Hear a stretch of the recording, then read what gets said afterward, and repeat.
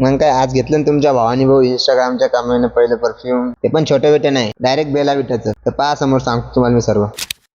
तर विषय असा होता की मी होतो मित्राच्या घरी आणि मग काय त्याची गाडी काढली आणि आम्ही निघालो मार्केट फिरायसाठी. तर सर्वात पहिले आलो आम्ही राजराजेश्वरीला. मग काय राजराजेश्वरी मध्ये येऊन पहिले बाप्पाचं दर्शन घेतलं मस्त. मग गेलो महादेवांना पाणी चढवलं मस्त. मग काय थोडाफार इकडे तिकडे चक्रा मारल्या, 5 मिनिटं थांबलो तिथं. मग आम्ही तिथून निघालो अकोल्यामधली गणपती बघायला. मग काय जवळचे गणपती बाप्पा दिसले, तिथे गेलो त्यांचं दर्शन घेतलं. हा, जे अकोल्यामधून व्हिडिओ बघत असतील त्यांनी कमेंट मध्ये नक्की सांगा हे गणपती बाप्पा कोणत्या मंडळचे आणि कुठं आहात. मग काय आम्ही तिथून मस्त पैदल फिरू लागलो इकडे तिकडं. मग गेलो गुप्ता ज्यूस सेंटरवर, तिथं मस्त बड्यापैकी ज्यूस वगैरे पिला.